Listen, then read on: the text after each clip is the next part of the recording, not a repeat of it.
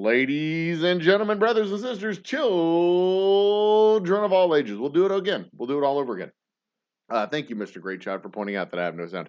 I switch between the desktop audio and my microphone audio when I turn off the music and turn on the show, and I forgot to do the switch today. There's probably an automated function to be able to do that, but I didn't do it. Uh, Tonight is the night that you've all been waiting for, the Wednesday night whiskey happy hour, where we mix a little bit of science and a little bit of philosophy and blend the things together and make observations of our world around us and what makes it beautiful and what makes it amazing. Um, I firmly believe that we live in obviously, we live in a three-dimensional world, fourth dimension world. We travel through time as time traveling space cowboys, if you will. We live in a four-dimensional world, but when creatures of higher dimensions cast shadows on our world, we get to see images of what they are creating. We don't get to see the actual thing that is them, but we do get to see the image as translated by the shadow. So when a three-dimensional object casts a shadow, it's a two-dimensional object.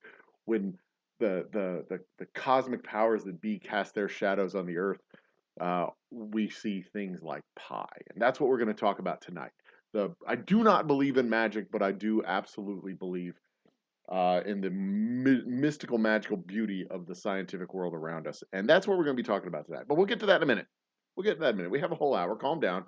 Calm your butt. We'll get there. But before we get there, we are going to kick off our text scroll. And our text scroll right here. Tonight's text scroll is, come on, get over here. It's going to be running all night. Grab it, move it. Oh, there we go. 3.1415. That is tonight's text scroll. Pi out to something like, I don't know how many digits I transposed it out to, but it's a lot. So there's, if you want to know, that's what it is. That's what we're talking about tonight. But first, tonight we have our whiskey happy hour philosophy and drams, or philosophy and science, or whatever. I don't know what the hell to call it yet. We'll get there. We'll find a good title for the whiskey happy hour Wednesday night shows. Tomorrow night is trivia night. Lisa joins me. We're doing Nerdcore trivia tomorrow night. I have 10 questions that I've curated off the internet, written down onto cards, taken the pictures of those very questions, and we will be posting those questions up so that we can ask them, get the answers. The people who get the answers correct get a point. The people with the most points get the boozy bucks at the end of the night. We have 20 boozy bucks to the winner, 15 10 and 5. 20 to the winner, 10 and 5 to second and third place. They are cumulative. Pies are absolutely delicious. Moose cow, that is sacrilegious. Sacrilegious. Pies are not delicious. Pies are absolutely fucking delicious. Pies are fantastic. Rhubarb pie, chocolate pie, French silk pie, pizza pie. I mean, come on. But then after Thursday night show, we have Friday night show. And what is Friday night show? It is not your traditional happy hour show. Friday night is our Friday nights live from the Old Humble Distilling Company. Friday nights live from the Old Humble Distilling Company. This week featuring, it is featuring, do we have it? Featuring, Greg Day. Friday night live featuring Greg Day. Music starts at 7. The show starts at 6, maybe 6:30. There's vagaries to the whole process with artists and getting the tech set up and getting all the shit done. So the show ostensibly starts at 6, but it may be 7 when it actually gets started. But it goes for 3 hours. Live music. You don't have me interrupting you. I don't need to be on the damn show. It's music. It's glorious. It's wonderful. I've listened to Greg play a few songs from Greg, and he's a fantastic performer. He's a fantastic artist and a fantastic performer. But there you go. So I think that's everything. I think that's all the housekeeping that I really need to do. Tomorrow or Friday, or maybe Saturday, Saturday I'm going to be occupied. Sometime soon we're going to do a day in the life. I've got some bottling to do. I've got some projects to do around the shop. I'll turn on the camera. We'll chat. It may be tomorrow. Lisa will be joining me out there tomorrow for bottling. But then I'm going to have to bounce out of the shop early because I've got a science night at my kid's school, and it's going to be a hoot. So there you go. In chat, we have Mushkow, we have Mr. Great Chat. So what prompted me wanting to do a show about pie? Of all the things that I could have done, what prompted me to look around and go, you know what? Let's do a show about an infinite number that never repeats, that was uh my notebook's in the other room. I need my notebook. See if I can get my lovely wife to bring me my notebooks. Uh I'm going to I wish I had a little bell that I could ring. Ding-a-ling-a-ling-a-ling-a-ling-a-ling. Um can you bring me my notebooks? Uh she's gonna bring me my notebooks. What prompted me to do this dumb show, or this dumb idea for a show, right? I mean, pie. It's kind of math. It's kind of science. It's kind of art. I think it's art. If you've ever, you Google around for songs about pie or pie songs, they are, and not pie songs.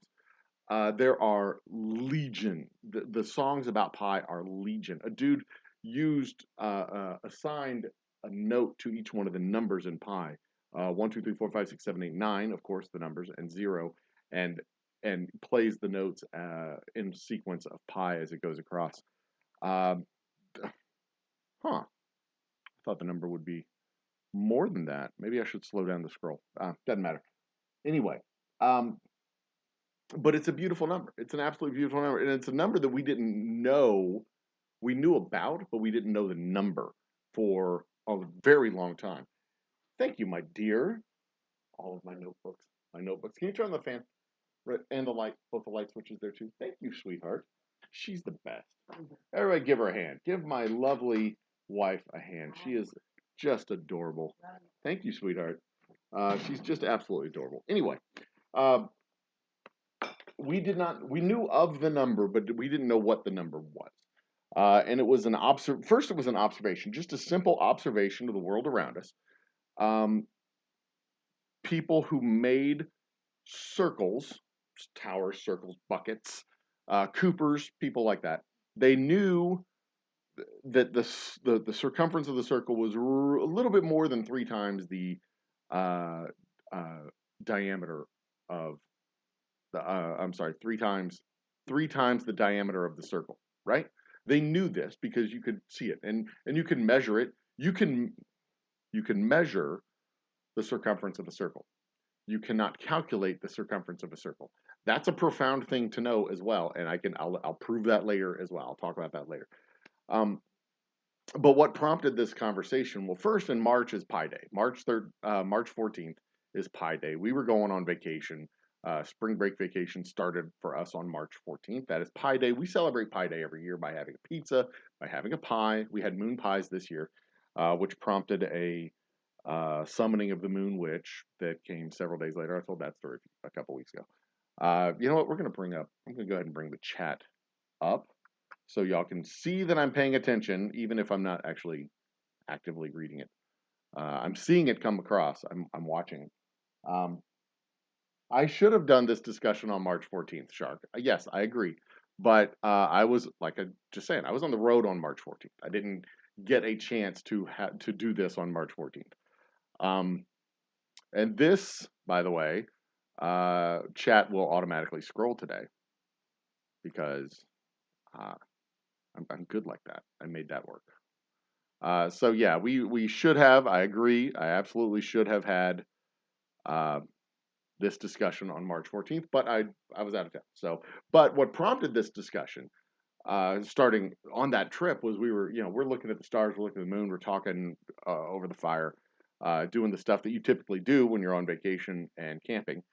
And we started wondering, why is circumference and perimeter two different things? Why are they two different things? I mean, ostensibly they measure the same thing. Perimeter is uh, a number, a calculable number, squares, hexagons, dodecahedrons, whatever, or dodecagons, I guess it would be, not dodecahedrons. Dodecahedrons would be 12-sided three. Forget it. Never mind. Um, you can calculate, you can sit down with a pen and paper and calculate circumference. or perimeter, but they could not calculate circumference. They didn't know how to calculate circumference because that ratio, they knew of the ratio between the sides, and through history, through antiquity, important numbers to know. All the way back into 400 AD, Chinese mathematicians had approximated pi out to 7 digits using fractions. There's evidence that the Egyptians knew the number. They didn't know what the number. They didn't. It wasn't called pi then. They knew that the ratio of a circle's circumference to its diameter was out to 7 digits. The Egyptians knew it. They used a fraction. It was something like 22/8, something in that neighborhood. Wasn't exact, wasn't quite right. It wasn't until 250 BC when Archimedes did this cool thing. I'm going to flip over to the other screen real quick, and I want to show y'all what he did. This is the methodology that Archimedes used to actually calculate the actual number. It wasn't a sit down and figure it out. He didn't grab a pen and paper and like, oh, I'm gonna figure this out. Um, this is what he did. He took. I'm doing this example with squares. You can see this with the squares. He took a square that was inscribed inside of a circle and a square that was transcribed around a circle. So the inscribed squares on the inside, the transcribed squares on the outside. I turned the inscribed square. First off, I have this one right here. You can see the corner touches the edges of the circle. The circle touches the edges of the square. The length from the center of the circle to the point of the inner square is the radius of the circle, as is the length of from the center of the circle to the edge of the outer square is there's two different measurements, and on the next one over here you can see the length from the center to the point is r, the radius of the circle, and the length from the center to the side of the larger square is r, the radius of the circle. And you can also see quite clearly that the circumference of the circle over here, where's it at? The circumference of the circle is in between the perimeter of the little square and the big square. Archimedes, yes, that Archimedes, he looked at that and he went, wait a minute, what if we could get bigger and bigger and bigger polygons? Because I recognized that the more sides you have on the polygon, on the transcribed polygon, the closer it is to the size of the circle. And the more sides you have on the inscribed polygon, the more sides you have, the closer it gets to the size of the circle. So he did it. He started with hexagons, and I can show you with the hexagon. This is the picture with the hexagon. Same basic thing, hexagon. You can see the gap between the large hexagon and the small hexagon. Same exact measurement. Radius of the circle, radius to the point of the inner hexagon, radius to the side of the outer hexagon. Exact same measurement. And he was able to start with a hexagon and then double it to 12 sides, and then double it to 24 sides, and double it and double it. He was able to calculate pi to between, you ready for this? 3.1408 and 3.1429. The measurement is 3.14159. That's the 5 digits. 3.14159. He was able to get it between '08. One more time, '08 and 29. He was able to calculate it within, what is that, 21 1,000ths, tenths, hundreds, thousands, 10,000ths, 21 10,000ths of a unit. And I've done the math. With it comes out, there's square root of 2 involved with the squares. There's also square root of 2 involved with the hexagons, but it's a tighter mathematical computation. Blah, blah, blah, blah, blah, blah, blah. We're not going to do the fucking math. You don't need to do the math. You can just look at it and see with your eyeballs, right? Use your eyeballs. You can see it. Just like, when you're looking at the stars, you're looking at the moon, you're looking at fire, you use your eyeballs and you can see. The bigger the polygon, the smaller the gap between the inner polygon and the outer polygon, and somewhere in there lies the circle. And you can begin to estimate that. The more sides you get, the tighter and tighter and tighter your estimate gets. And Archimedes' estimate of between 3.1408 and 3.1429. That was in 250 BC, and that was the most accurate, other than that was the most accurate range between lower and upper bounds of pi until 1530. Um, there were other mathematicians who used the same methodology with the polygons in order to estimate the calculation of pi. They continued to get it more and more and more precise. But for most people's purposes, uh, having pi measured out to, in fact, they didn't call it pi. Archimedes didn't call it pi. It wasn't called pi until when was it called pi? It wasn't called pi until 1706. So it wasn't called pi until 1706, and it was Archimedes' estimate or Archimedes' constant or some version of that in Europe for a very very long time. But that's how they calculated it, and they continue to calculate it like that until the 1500s, when the first computational formula was made in order to continuously or calculate out further and further and further. As the Fibonacci series, it doesn't matter. The specific series doesn't matter. How it was done really doesn't matter. But it was the 1500s when they started going out and out and out, further and further and further and further. 35, 45 uh, decimal places. And I read, where did I read that? That it was like, if you had 11 decimal places, I think, you can calculate a circle that is, what did it say? If you have 11 decimal places, you can calculate a circle the size of the galaxy, I think, with a variance of the width of a helium atom, which I find to be just shocking. I mean, it was precision that I can't even remember, which is how fucking precise that was. Uh, but what's really cool about this, and this is where you get outside of science and into the philosophy part. Pi can never be 4. Pi can never be 2. Pi can never be 3. Pi cannot be 1.16. Pi is what it is. It always is what it is. And in a world where anything's possible, it doesn't mean that everything is possible. The ratio of a circle's circumference to its diameter will always, always, always, always, always, always, always be 3.14159. Always. And if it doesn't come up to that, one of three things. You either don't have a circle, you measured incorrectly, or all of reality is a sham and you have died and you're living in a reality that is constructed inside of your brain only. And you're the only person living in this reality because you've created a secondary, an artificial reality that doesn't exist anywhere else in the universe. One of those three things. And one of those three things is highly unlikely. So you can almost certainly narrow it down to the other two. And that is, you know, scroll through chat real quick just because I see a bunch of things scrolling across my screen. I want to chat. I want to talk.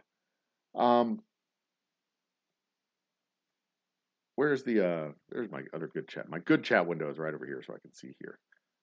Y'all see chat rolling through, but I haven't interacted much, and I will interact now. Oh,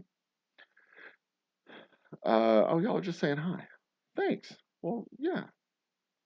Mr. G, what do you do with pi for your work? Yes, Mr. G, what do you do? Blacksmithing? Do you still blacksmith? Because that sounds fucking fascinating. I use pi quite often when I work as a metalsmith. Pi is actually used in a lot of functions, not just in calculating circles. It's used in fluid mechanics. It's used in electric conductivity mechanics. It's used in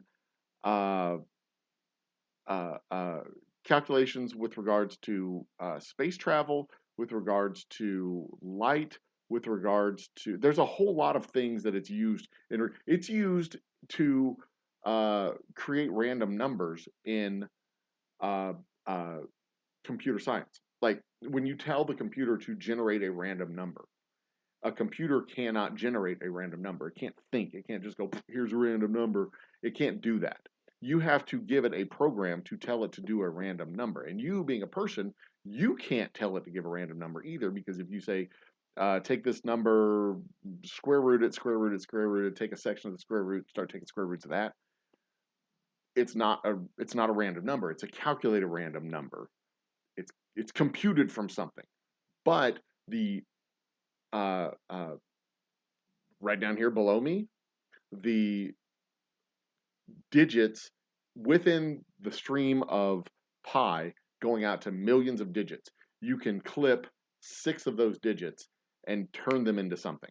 That can be a random. This is a randomized number generator because the numbers aren't entirely random, but they never repeat. And without a repeating cycle, they're as good as random. And that's one of the ways that computer scientists tell their computers to create random numbers. They'll like clip a segment of numbers out of pi, run it through an algorithm of square roots and uh, factorials or whatever, and then poof, you've got a random number.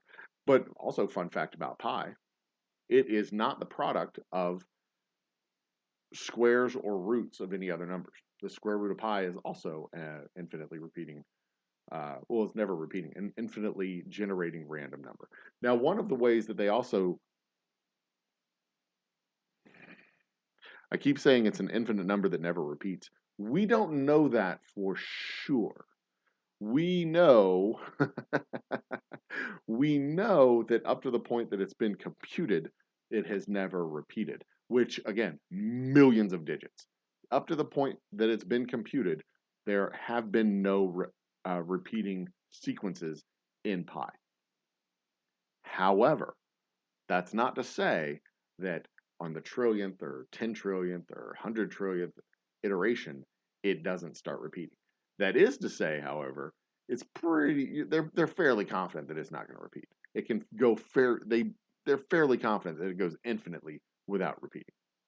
Um,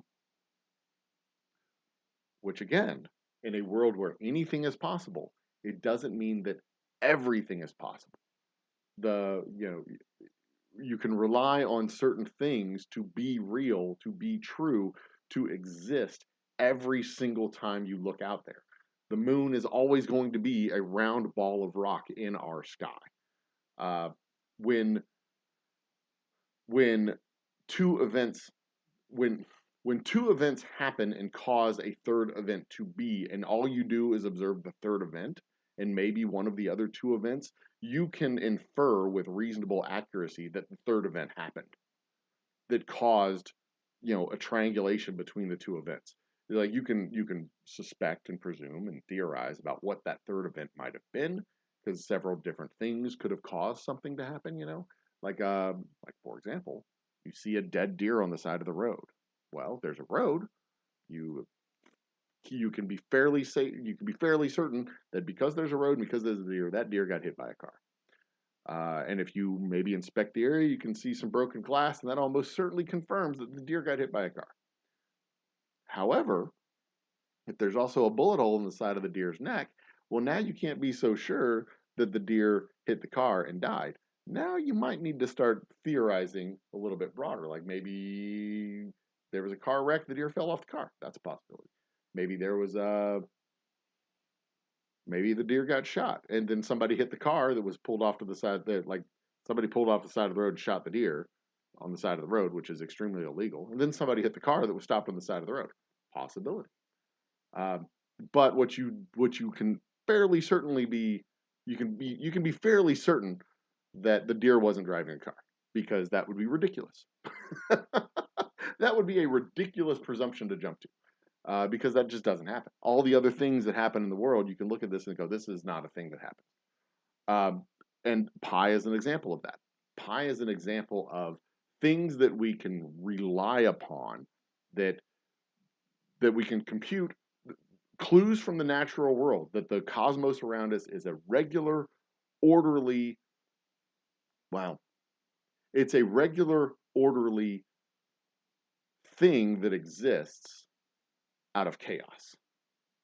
Even with the chaos that's out there, even with everything we don't understand, even with everything that we don't know where it's going or where it came from or how it got there or anything like that, we know that there's order in the universe because the universe always shows us that there's order, even if it's chaotic order. It's order.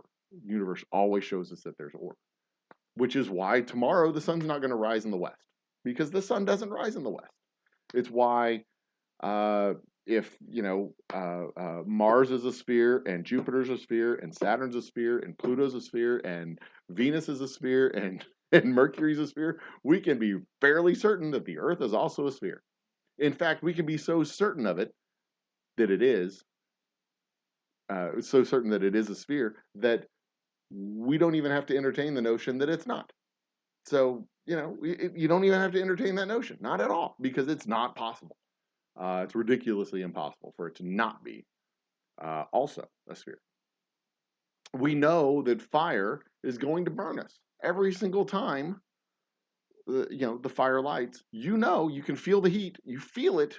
You don't have to get burned every single time you light a fire to confirm that fire's hot and it can burn you. These are things we know. We know it. It's reliable. The universe is a repeating iteration of stuff that's happened before and will happen again. Not to say that it's a simulation, because I don't know if we would know if it's a simulation. But that's probably a topic for another night, I think. Is the universe a simulation? I don't know. I should get Tanya in here and ask her about that stuff. Is the universe a simulation? Um, what if the people who believe the Earth is flat? No, they don't, because the Earth is not flat. So they're they don't. And you know the full formula for pi already. It's C over D. That's it. The formula for pi is already. We know the formula for pi. C over D. Done. Uh, so there you go. I'm going to rest on that. People who think the Earth is flat.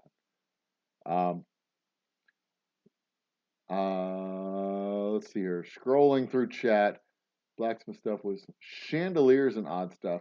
Besides pi being 3.14 and a bunch of pi times 2, pi times r2. Okay, so pi times r2, r2, 2r, is d. That's diameter. Pi is pi times d equals c, right? So pi equals c over d. Now, if you really wanted to get into the spirit of Pi Day, which is March 14th, you really want to know about Tau Day. What is Tau Day? Tau is 2 pi. 2 pi. 6.28. 6.28. June 28th. On June 28th, Tau Day, you get 2 pi. Because this 2 pi is the same as 2r. 2 pi r equals circumference. C equals 2 pi r. Pi d, pi times 2r. Take the 2, put it in front of pi. See, we're not going to do the math. You just need to know the math so that you know on June 28th, you go and eat 2 pies. You stuff 2 fucking pizzas in your mouth. You eat 2 whole pies, grab 2 moon pies, 2 cream pies, 2 pies. You do it. It's for science. You're allowed. It's also known as Fitness Day, which is fitting these 2 pies in my mouth. Um, fitness, fit, fitness pie in my mouth, fitness pie in my mouth, fitness pie in my mouth. Tau Day, 2 pie, June 28th. Maybe we'll do a show. Maybe we'll do something. Maybe we'll do one of those weird food fetish shows where I get some of my performer friends to smash pies into each other and sit on pies and sit on cakes. It's a strange world of people out there, I tell you. Strange world of people.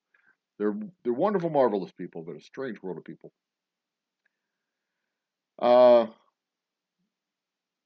Let's see here. Let's scroll, shall we? I'm gonna scroll back up on this page. Uh, I don't know. What's that say? Turn a wedge if we ever found out.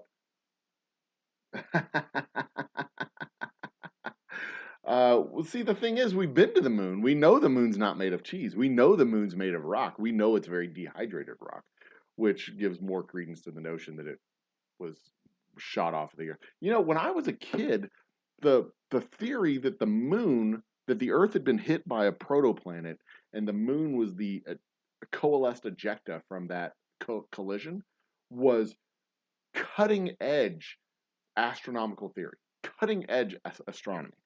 Uh, Very much theoretical. The books that I had when I was a kid still theorized that maybe the moon was captured, maybe the moon was ejected out of Earth, maybe the moon was leftover material from the coalescence of Earth into a planet. They did not, they still didn't know that then in the 1980s.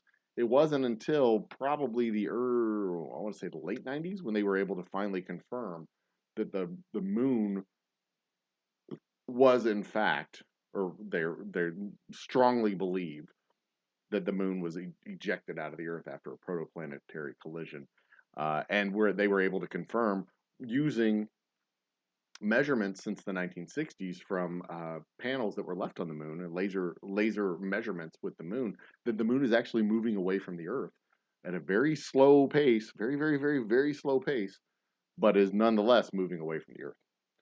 Uh, and they were able to calculate that back and confirm that yeah, it was likely ejected out of the planet. So where are we? Scrolling, making sure. Yep. Oh goodness. C times pi equals, yeah. That is the formula. Yes, Moose Gal. That is the formula. C times C equals pi d or 2 pi r. That is correct. Uh,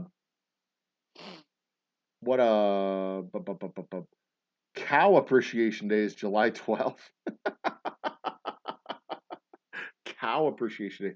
Speaking of July, there's also another Pi Day, July 22nd, 22 over 7, the European Pi.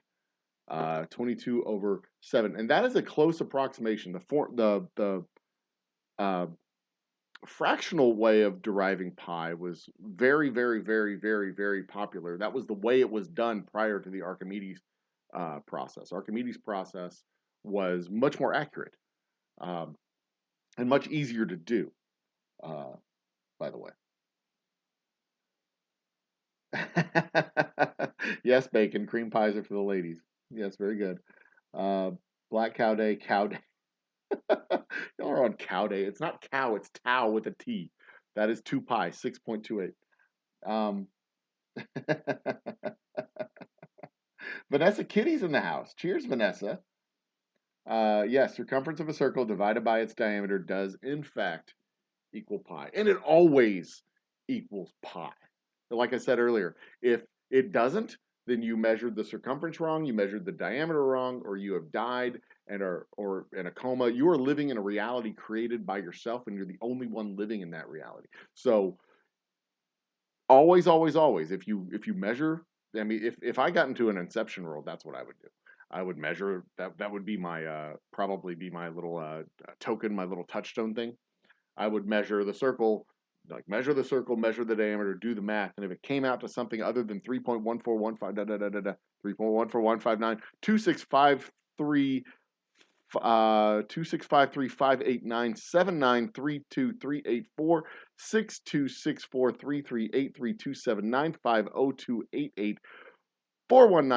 etc., etc. I'm just reading down at the bottom if y'all hadn't picked that up yet. If it comes out to anything other than that, then I measured wrong, I measured circumference wrong, measured diameter wrong, or I am living in the inception world and I've created this reality myself. It's my own mind. I'm the only one living in it because reality still exists. And this is one of the things that is always reality. This number never changes, which is fucking amazing. Fucking amazing. Absolutely fucking amazing. Um, Cow Day. I'm sure there is a. Well, yeah. I mean, y'all looked up Cow Day. Y'all looked up Cow Day for me. Thank you. July 12th, July 4th, July Charred Cow Day. That's a good one. Blackened Cow. That's a great day. The barbecue days. Those are great days. Absolutely fantastic days. Measuring frequencies, measuring rates of rotation, measuring. Uh, there's a whole lot of applications for this stuff. A whole lot of applications. Pi isn't just measuring circles and calculating circles. But here's a really cool thing. I said I would come back to this later. Because this number is infinite. Because this number is infinite and never repeats. It's not an actual. It's not a rational number. It's known as an irrational number. It never repeats, and as soon as you stop computing it, you no longer have that number. So any number that you present, 3.14, 3.14159, 3.1416, 3.14159, whatever number you present as pi is just an estimate. And it can be a very, very accurate estimate coming out to this many digits, if you will, but it's only ever an estimate. So if you sit down with pen and paper to calculate the circumference of a circle, you will never, ever, ever actually be able to calculate the circumference of a circle. You can come close. You can come very, very close within the width of a helium atom if you keep it out. If you keep going out for as many decimal places as is presented below. If you continuously go out further and further and further and further and further, you will have a remarkably accurate estimate of what the circumference of your circle is. But unless you actually measure the circumference of the circle, and even the measurement, we'll talk about that in a second too. Unless you actually measure it, you never have the accurate measurement of the circumference of the circle, because you can't measure the circumference. You can't calculate the circumference of a circle, because the circumference of a circle is based on an infinitely repeating sequence of numbers that never actually finishes.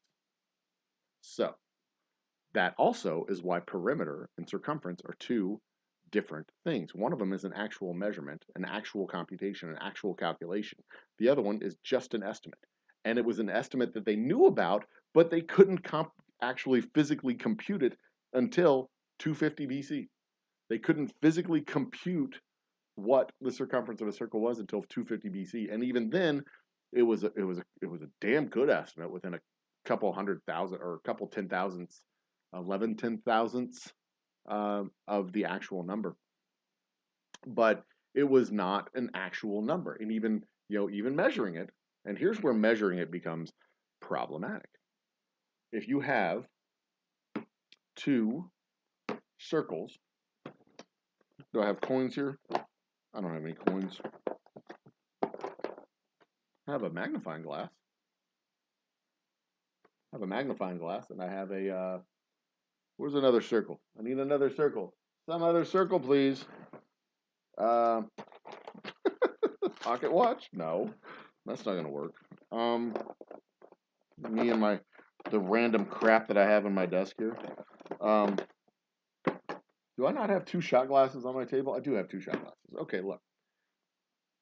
It would be better if these were the same size. You have two.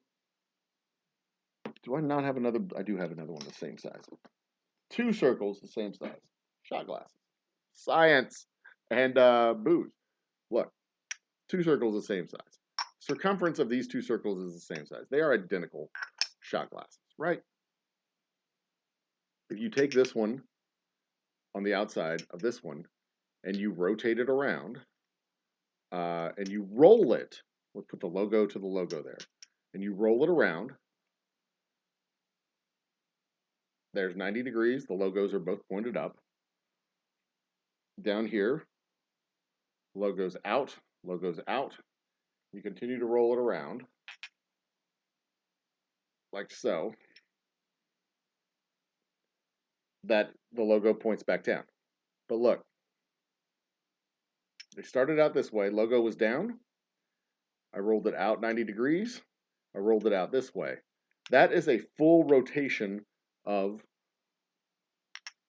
the first of the first shot glass. Full rotation. So this is out 90 degrees and all the way back down. That is a full rotation, and it only went halfway around.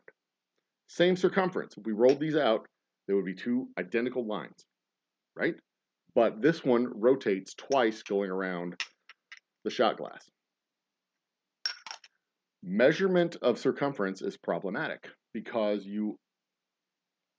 if you measure the outer part of a circle and the inner part of a circle, you get two different numbers, and the width of the line that you're using to measure affects the measurement as well. So even if you're physically measuring it, you're never getting an accurate, a perfectly accurate measurement of the object, and this is the same with every other object. But it's not so much a problem when you're talking about straight lines, because if you're measuring your backyard, the length of the fence on the inside of the fence and the outside of the fence are the same, but the length of the circle on the inside of the circle and the outside of the circle are two different numbers.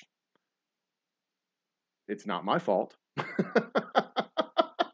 It's true, and this is kind of a paradox, and it's true with any. It's actually true with any polygon. The number of times you rotate around the outside of a polygon is 1 plus the difference in length of perimeter, circumference versus perimeter. And the reason for that is because of the angles, the sum of the angles on the outside. So it's always going to be an additional 360 degrees, one additional rotation going around the outside.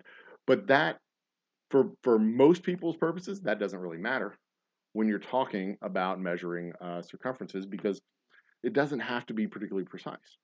The number of bricks you're going to get isn't going to be drastically different. The amount of sod you're going to get, the amount of dirt you're going to use, the amount, it's unless you're talking about steam engines or pistons or things like that, where you have to have very tight tolerances, it's not that big of a deal. But the reality is, it's a thing. It happens. It's not that big of a deal, but it's a deal all the same. And that's that is going back to that. That's one of the marvelous and beautiful things when I think about science, and when I think about math, and when I think about philosophy. All of those things come together. Even the most precise stuff that we as humans do isn't particularly precise, unless it has to be. And the invention of machines and the use of machines for that precision created an entirely different world of fabrication and construction that we never knew for most of our existence, which I find, again, absolutely fascinating. Absolutely 100% fascinating. Do y'all have any idea how many times this is repeated? I think we're on the fourth repetition of pi at this point. I'm going to run the timer and see how long it takes. I don't know how many digits I have it going out, but I'm going to see how many times. Okay. I want to see how long it goes before it ends, and that'll tell me how many times it's been repeating. If pi were based off Earth, since its surface isn't actually a perfect circle sphere given changing landscape and infrastructure, the numbers could very well change. It could, but pi is not based off Earth. Pi, it's not any particular circle. It's not any particular circle that makes pi. The calculation that creates pi is every circle, absolutely every circle, it's the ratio of circumference to diameter, and it's always the same for every single circle. And if it's not a circle, then it's not pi, or if it's not pi, it's not a circle. That's it. So the ratio of the circumference of Earth at the equator to its diameter at its equator, and the circumference of Earth at 15 latitude and its diameter at 15 latitude, or transverse, I guess, at 15 latitude, or its circumference on any of the longitudinal lines versus the polar diameter, is always going to be 3.14159, et cetera, et cetera, et cetera. Um, and that's true for Earth. That's true for if I mean if you fit the circle around it, obviously. If it's bumpy, if there's mountains and valleys and stuff, you can't do the dips and dives.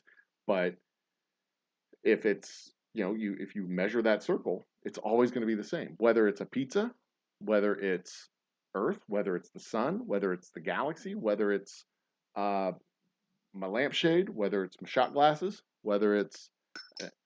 uh, whether it's my rocks glass, whether it's my coffee mug, which ugh, look at that. See that? I need to wash my coffee mug. um, yes, there is that is 100% correct, Vanessa. Oh, uh, chat's being obscured by my Friday Night Live tag. Don't forget to watch Friday Nights Live. If you can't make it out of the distillery, which a lot of you in internet world can't make it out to the distillery because we're in Humble and you all are in the internets. You can watch it live, and it's like it's a hell of a show. It was a hell of a show with Ryan. I fully expect it to be a hell of a show with Paul. I'm sorry, Greg. I keep wanting to call him Paul. His name is not Paul. Uh, I don't know what it is. The accountability of sets of numbers is a good subject to study. Yes, the accountability of sets of numbers. I love the notion that infinity doesn't equal infinity if you have different sets of numbers. If you take even if you take an infinite set of numbers and reorder them, you have a different number of like for example, uh, even numbers is an infinite set of numbers. Odd numbers is an infinite set of numbers. But all counting numbers are also an infinite set of numbers, but there's twice as many counting numbers as there are even numbers and odd numbers. So the infinity of counting numbers is twice as much as the infinity of even numbers and odd numbers. Now, if you take those counting numbers and you go, uh, you take every other odd number and then put the even number. So 1, 3, 2, 5, 7, 4, and you organize it that way. That organized set of numbers is smaller than the set of counting numbers and even numbers and odd numbers, but still infinite.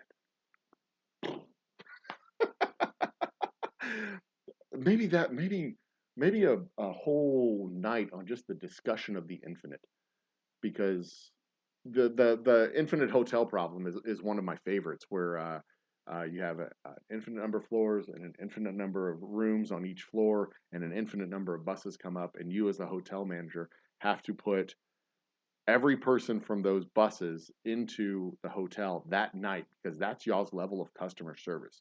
You don't need to worry about uh, the amount of time it takes to unload the buses and check people in. You just need to you just need to get people off the bus and into the rooms and fill up the rooms. You have to fill up all the floors and all the rooms on all the floors and empty out all the buses. And you can't just go room 1, room 2, room 3, room 4 on floor 1, because then you'll never get to levels 2, 3, 4, 5, and you'll never get off the bus. You'll never get off. You'll never get to the last bus either. So fun, fun little problem to see. This is how I spend my spare fucking time.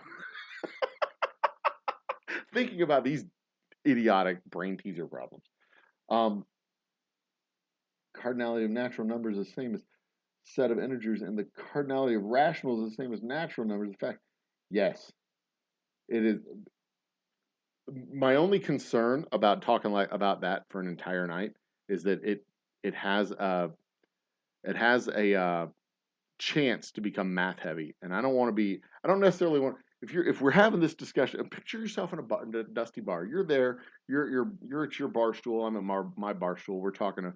We don't want to get into math. I don't want. I don't. I intentionally didn't break out my whiteboard to do the math tonight, because I didn't. I mean, we could have. I could have calculated uh, the range of the squares. By the way, the range of the squares is between 8 and 5. Puts pi between 4 and 2.5, which is way too large of a range. Did we just repeat? Did pi just repeat down here on the scroll? I wasn't paying attention. Oh, math isn't just life. Math is everything. It's absolutely fucking everything. But I agree with you. I would agree with you on that. Don't know what any of that means, Vanessa Kitty. Where are you? What accountability of sets of numbers is good? Oh yeah, that you don't know what accountability of sets of numbers. Accountability of sets of numbers is it's one of those theoretical math problems that is in search of an application. And a lot of this was also a theoretical math problem that was in search of an application because the ancient Greek philosophers, I hate to use the term ancient Greek philosophers, but the Greek scientists who were also philosophers, they knew that there was a ratio. They knew that every circle had this ratio between circumference and diameter. They saw it as a constant. They knew what it was. They just didn't know how to compute. They knew of it. They didn't know what it was specifically. And it was a very long time before these, quite frankly, brilliant people, they didn't have the same tools that we have. They literally sat there in their agoras with their wine, and they were like, so what about, they're going through the Socratic method. What if governments have been, what happens when the men are appointed? Do they seek power or do they give it back up when it comes time? Yeah, that was the whole Platonic or Socratic ideal that we came across in the Republic. Very fun book, by the way. Um, but also not for tonight. Um, Vanessa, my mom was a math teacher, as was my lovely wife. She focused in math. She's an elementary school teacher, so she teaches everything. But she was a her focus was in math. Her first concentration was in math, and I like to call myself an amateur scientist, an amateur mathematician, an amateur. I'm an amateur a lot of things. Serial hobbyist. Math has been my hobby for years. I sit down and do stupid puzzles, math puzzles, all the fucking time. That's how I entertained myself during the pandemic. I'd break that whiteboard out and make my kids work on math problems with me because I'd find a problem on the web, a brain teaser, a warm up problem, a warm up question on the web, and I'd go, oh, this sounds fun. Um, Presh Telwalker, by the way, Mind Your Decisions on YouTube. Great channel for math nerds if you're interested in any of that type of stuff. Um,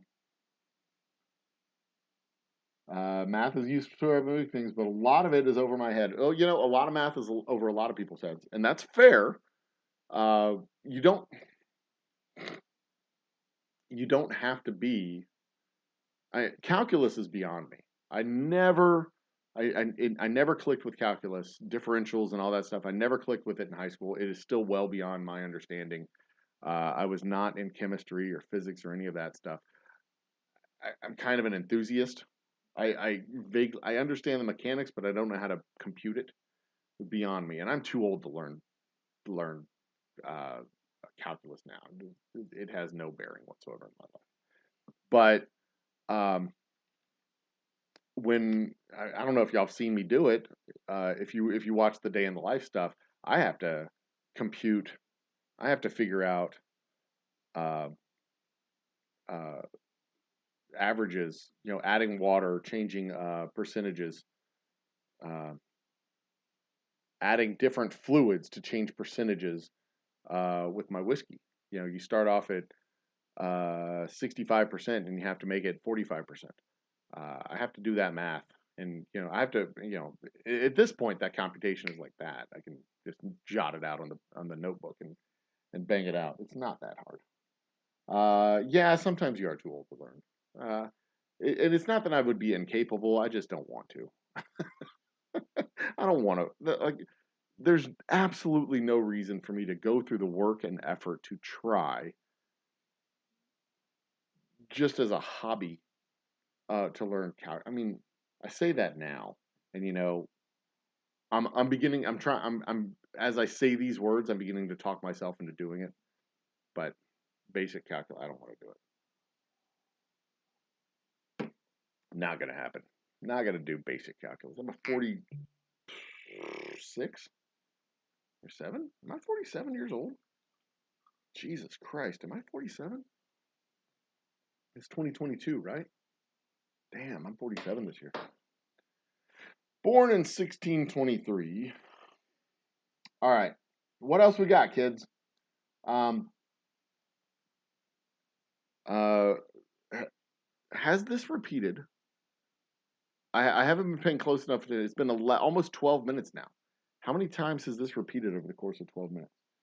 Um, oh, well, Vanessa Kitty. Changing. Uh, uh, ch- Congratulations. That gets a highlighted comment right there. Get your master's degree in math.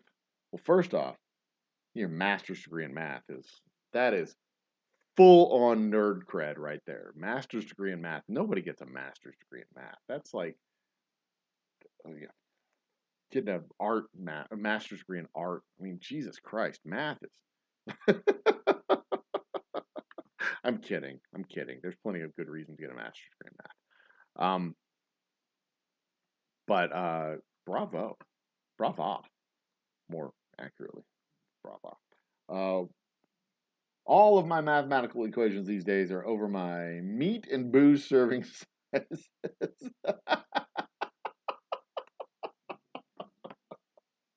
Meat and booze serving sizes. Yeah, I've become quite adept at switching between gallon, uh, going from 750s to gallons because a 750. This is one of the nuggets of wisdom that my dad gave me. This is called a fifth because it's a fifth of a gallon. 5 bottles, 1 gallon. But flipping back and forth. There's the repeat. 13 minutes. So 13 minutes. It's almost certainly that's almost certainly repeated. Uh, I'm gonna hit it one more time. I think it's probably every 6 minutes. It's probably going every 6.5 minutes. Somebody pay attention to that. Let me know when it goes back to 3.14. I want to see how many times it's repeated because we're at the 30. Oh shit, we're at the 1 hour mark. We're at the end of the show. God damn it. I've always said when I run out of things to talk about, the show ends. So um, I will say this much one more time. One more time. I'll say this much. When it comes to the casual observations of the universe around us,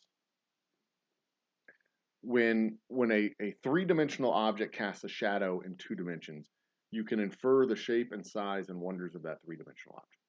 We live in a three-dimensional world. We're fourth dimension beings.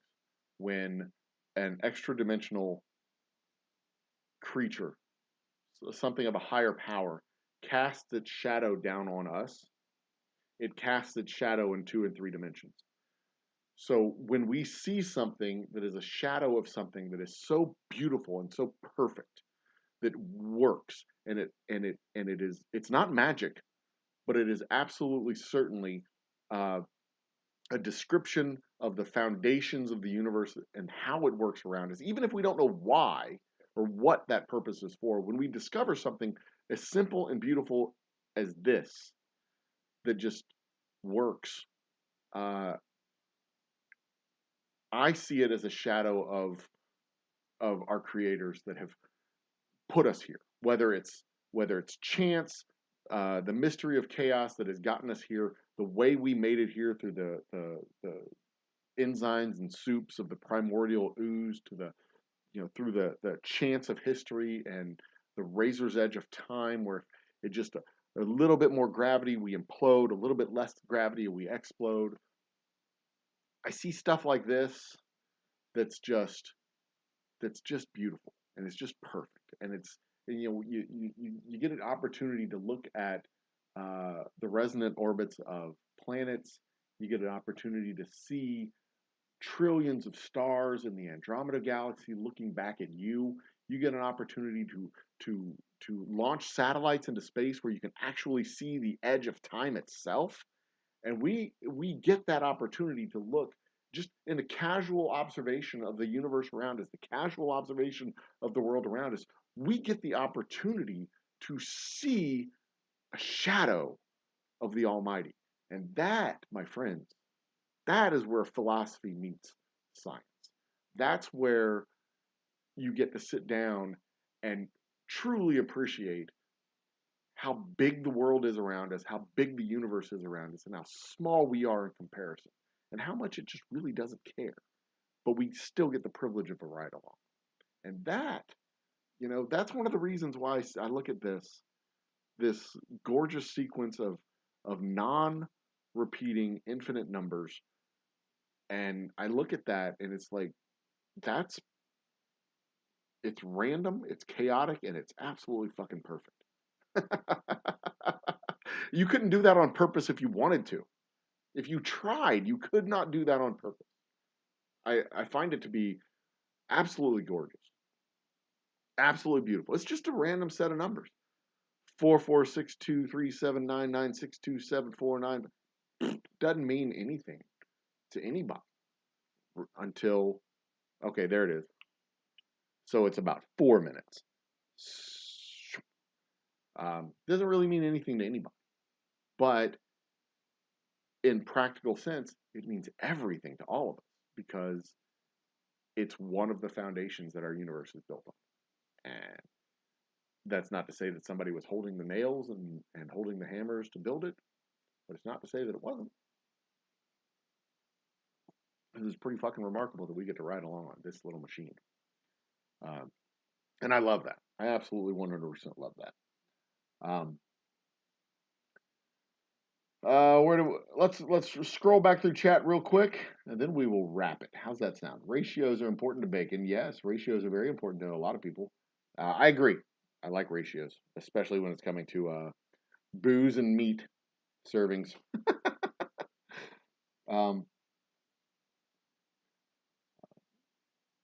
Fellow class, when I got my master's degree, I was easily the oldest person in my classroom too.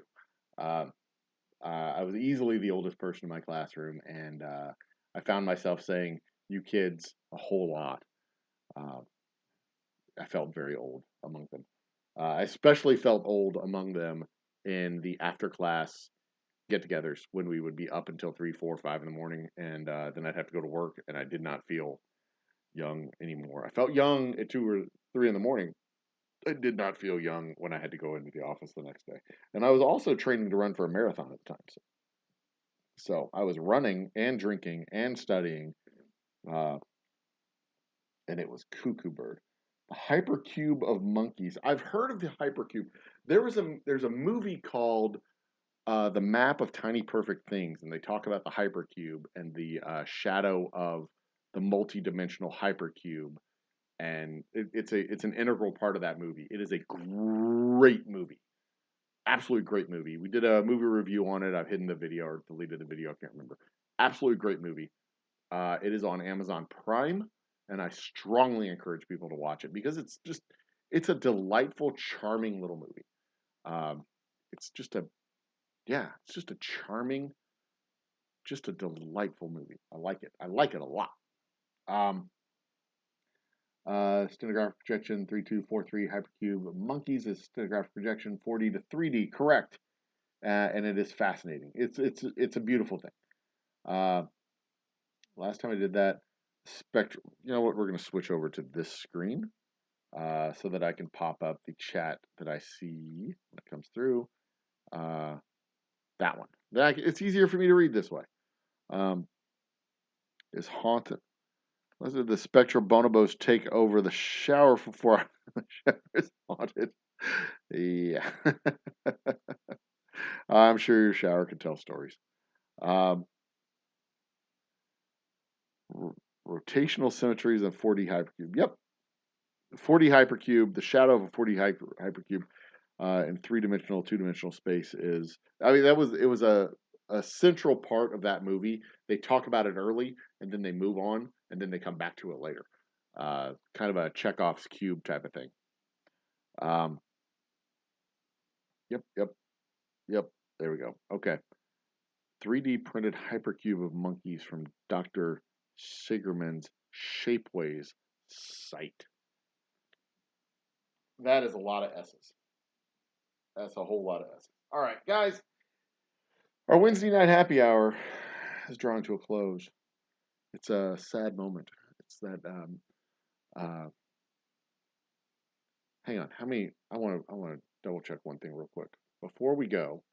The so it was 4 minutes, a 1 hour show, 4 minutes. That's 15 times. Pi is rolled across the screen at least 15 times. 16, 17 times. This would be the 17th iteration of that number. I did have the series of numbers copied out to like a 500,000 uh, decimal places, but when I tried to copy and paste it into the text screen down here, it made OBS crash. Oops. And I had to restart everything. It was quite comical or something. Tomorrow night's trivia night may be postponed. It will. I will know for sure around 8 o'clock if trivia night is on. Otherwise, I'll have to postpone it to next week. We have a science night at my son's school, so I'm going to go check that out. Friday nights live is on, whether I'm at my son's school or not. Friday nights live featuring Greg Day. I got his name right. Will be Friday night, as the name would suggest. Friday nights live. And I've played around with that title. Friday nights plural, Friday nights possessive, or Friday nights apostrophe s, as Friday night is, Friday nights conjunctive. I've been playing around with that title. I'm not sure how I'm going to sell it. Maybe it's just Friday night live, but that's awful lot like Saturday night live, and I don't know if I want to do Friday night live like that. I don't know. Feedback. Let me know. Let me know what you all think. I don't know. I may not bother. Uh, four Euclidean dimensions. Four Euclidean dimensions. You can visualize 3 dimensions, but not four very much. Yeah, 3 dimensions, of course, we know uh, width, height, length, or width, length, height. And then the fourth dimension is as it's moving through time. There are, in string theory, I think something like 13 or 16 theorized dimensions of time, space, matter, and function. But I am not at all even casually well versed or casually versed in string theory. That is well beyond uh, even my casual knowledge. Did John Jacobs just join the party? Pi is infinite, so you can't scroll the whole thing. Well, yeah, we know. You can scroll a lot of it, though. I can scroll 4 minutes of it right down below, or right about 4 minutes of it. And because, one of the cool things about it, because it's infinite, it's not a number, it's a process. And because it's a process, if you stop it, it's not accurate. And if you actually use it, the only way you can have an accurate computation of circumference is if the answer is a function of, if the answer actually has pi in the result, like the symbol pi. But if you try to compute an actual number, like the circumference is 63, if you actually use math and you write out the number, it's not going to be an accurate, it's going to be an estimate of the circumference, because pi, if you stop the process and you stop the computation, you stop the number becomes an estimate and is no longer accurate. It may be accurate out to 1,000 decimal places, 1,000,000 decimal places, but it is not dead on accurate. It's still off, even if it's off by a micro minuscule amount. Even if it's off by an amount that's so small as to be insignificant and imperceptible to even the gods upon Olympus themselves, which is a haughty place to be. I'll add. What do we got? More chat, and I'm going to wrap it up because I'm getting. I have to actually drive to the distillery, take pictures of my steam generator to send to my electrician. A lot of people will be tipping the scales over 400 pounds. Not from a son.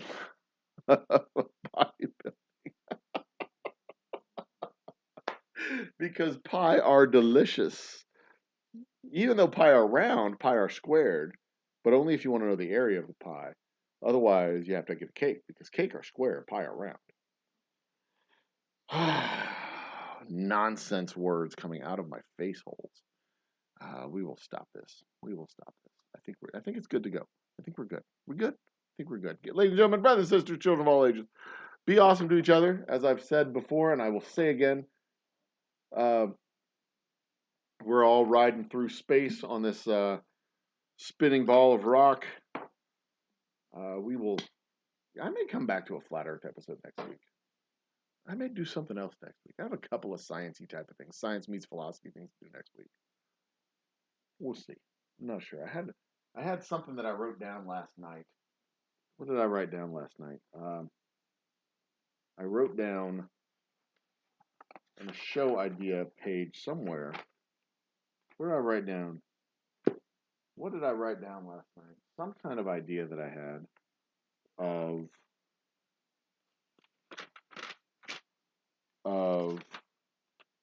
what did I write down? I wrote it down and I lost it. It's gone. I did not write it down somewhere where I would keep it. It's gone forever. Oh well. See, that's what happens when you show prep and you're not entirely intoxicated. I did get in the mail, I will tell you this much, I did get in the mail my book, The Velocity of Information. So in the next couple of weeks, we will be doing a full-on book report of The Velocity of Information, written by your friend and mine, the safety doc, David Perodin, from up there in sunny Wisconsin. He is not a city council member because he did not get elected to the board. Shame on him. Flight paths, there it is. Flight paths with regards to the roundness of Earth, but not just flights from airplanes, flights from satellites, because there are 7 satellites that go over the polar space. At least 7 satellites that go over the poles of Earth, and we'll talk about that. Maybe not next week, maybe 2 weeks from now. Maybe 2 weeks from now, mid-April. It'd be a good time to talk about another Flat Earth episode. We'll do that. But in the meantime, guys, ladies and gentlemen, brothers, sisters, children of all ages, be awesome to each other. We're all flying around on this giant space rock going through the universe. It's the only one we've got. You're the only neighbors you're going to ever have. Be awesome to each other. Love with your whole heart. Think with your whole brain. Cheers and good night. Whoops, wrong page.